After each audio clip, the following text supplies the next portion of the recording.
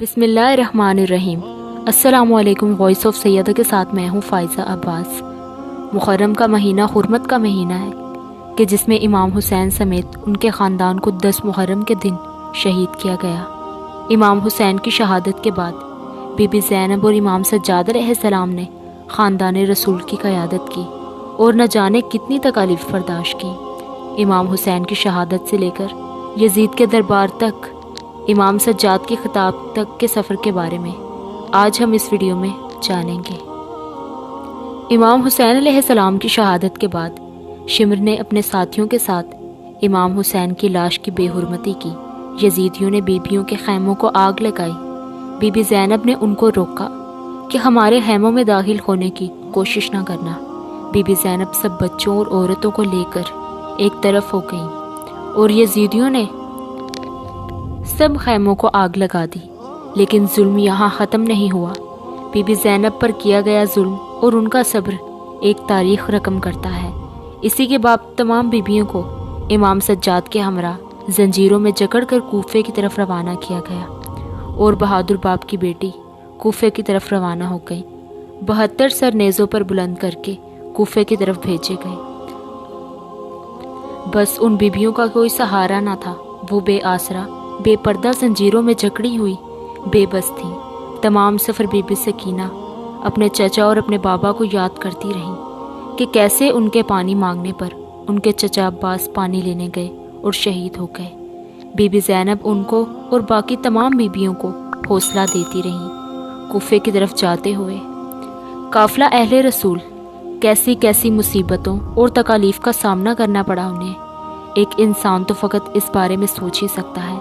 لیکن اس یتیم و بے آسرا قافلے کو زنجیروں، ہتھکڑیوں اور بیڑیوں میں جکڑ کر ایسے اونٹوں پر بٹھایا گیا کہ جن کے اوپر نہ پالان تھے اور نہ ہی کوئی چادر۔ بے پردہ بیبیوں کو ہزاروں میل کا فاصلہ اسی حال میں طے کروایا گیا۔ جب یہ قافلہ کوفہ پہنچا تو وہاں ایک ہجوم تھا۔ تمام بازاروں کو سجایا گیا، ڈھول بجائے گئے، ہر شرابی وہاں کھڑا تماشا دیکھ رہا تھا۔ بس اہل رسول کا قافلہ یزید کے دربار میں پہنچا کہ اتنے میں کسی نے امام حسین کا سر یزید کو پیش کیا۔ یزید اپنے ہاتھوں میں لاٹھی لے کر امام حسین کے پاک لبوں پہ مارتا تھا اور ہنس ہنس کر یہ کہتا تھا کہ کاش آج میرا بابا زندہ ہوتا، کاش آج میرا دادا زندہ ہوتا تو ان کو میں بتاتا کہ میں نے بنی ہاشم کے ساتھ کیا کر دیا۔ رسول اللہ کے نواسی کی توہین کر ہی رہا تھا کہ اتنے میں یزید نے یہ سوچا کہ اللہ نے مجھے بڑی عزت دی ہے۔ درباری خطیب سے کہا کہ آؤ منبر پہ دنیا کو بتاؤ کہ بنو امیہ اس زمین پہ کیا مرتبہ رکھتی ہے۔ وہ بکا ہوا خطیب منبر پر آیا اور یزید کی شان میں قصیدے گانے لگا۔ اتنے میں امام سجاد علیہ السلام زنجیروں میں جکڑے ہوئے کہنے لگے کہ اے خطیب، افسوس ہے کہ تم نے مخلوق کو راضی کرنے کے لیے اپنے خالق کو ناراض کیا ہے، تم نے اپنا ٹھکانہ دوزخ بنایا ہے۔ امام سجاد نے یزید کی طرف دیکھا اور کہا کہ اے یزید، مجھے بھی اجازت دے کہ میں اپنے خاندان کا تعارف کرواؤں۔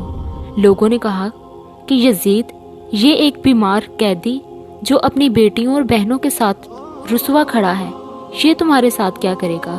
دو اس کو بھی اجازت۔ لہٰذا امام سجاد علیہ السلام زنجیروں میں جکڑے ہوئے منبر پر آتے ہیں اور فرماتے ہیں کہ تعریف ہے اس اللہ کی جو کہ تعریف کے قابل ہے۔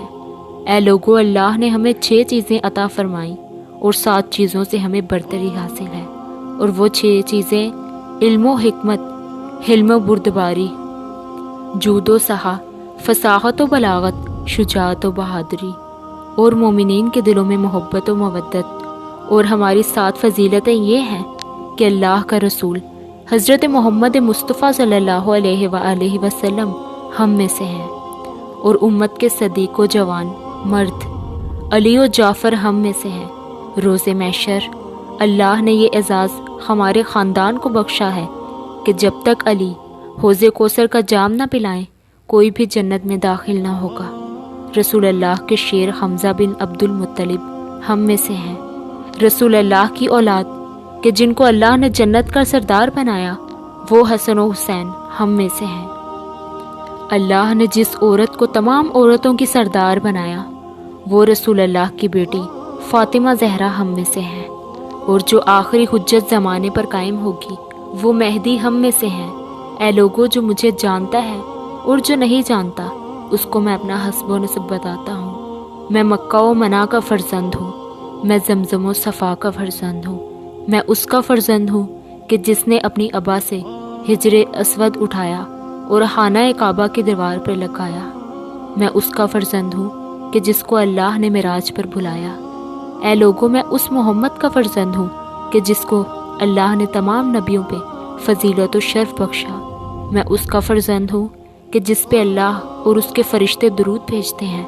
میں اس کا فرزند ہوں جو وحی خدا کے سوا بولتا نہ تھا۔ ہاں، میں محمد مصطفیٰ کا فرزند ہوں۔ میں علی مرتضیٰ کا فرزند ہوں، وہ علی کہ جس کی وجہ سے کافروں نے کلمہ پڑھا۔ میں اس فاطمہ کا بیٹا ہوں کہ جب وہ دربار میں آتی ہیں تو اللہ کے رسول کھڑے ہو کے تعظیم کیا کرتے تھے۔ میں حسن و حسین کا فرزند ہوں جن کو اللہ کا رسول اپنے کندھوں پہ سوار کر کے دنیا کو بتایا کرتے تھے کہ یہ مجھ سے ہیں اور میں ان سے ہوں۔ اجر رسالت کچھ نہیں مانگتا سوائے اس کے کہ میری اولاد سے محبت کرو۔ میں اس کٹے ہوئے سر کا وارث ہوں، میں اس خون میں رنگین سر کا وارث ہوں۔ میں اس غریب باپ کا بیٹا ہوں کہ جس کو 3 دن بھوکا پیاسا رکھ کے کربلا کی زمین پہ قتل کیا گیا۔ میں اس غریب کا بیٹا ہوں جس پہ نماز میں حملہ کیا گیا، اس کے سر سے عمامہ اتار کے اس کا سر کاٹ کے نیزے پہ بلند کیا گیا۔ میں اس غریب کا بیٹا ہوں کہ جس کی لاش پہ گھوڑے دوڑائے گئے۔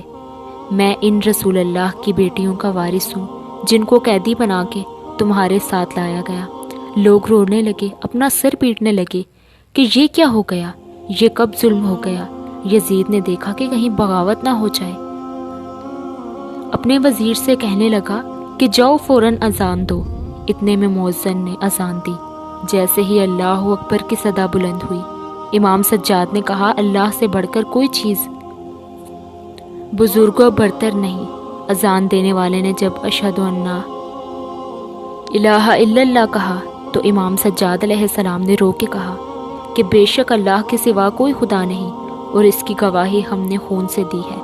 رسول اللہ کی ان نواسیوں نے بے پردہ ہو کے دی ہے۔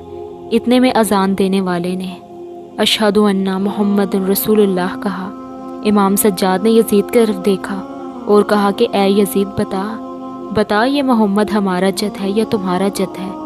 یہ محمد اس کٹے ہوئے سر کے لب چومتا تھا، یہ محمد اسی حسین کو اپنے کندھوں پہ سوار کرتا تھا جس کا سر تم نے کاٹا ہے، اور اسی محمد کی بیٹیوں کو تم نے بے پردہ کر کے بازاروں میں پھرایا ہے۔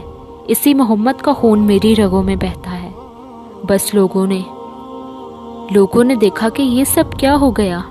تمام لوگوں کے ذہنوں میں بغاوت نے جنم لے لیا۔ یزید نے کہا کہ جاؤ اس محمد کے بیٹے کو قید کرو اور ان کی مستورات کو بھی قید خانے میں ڈال دو۔ اور رسول اللہ کے خاندان کو دربار سے لے کر قید خانے کے اندھیرے میں ڈال دیا گیا۔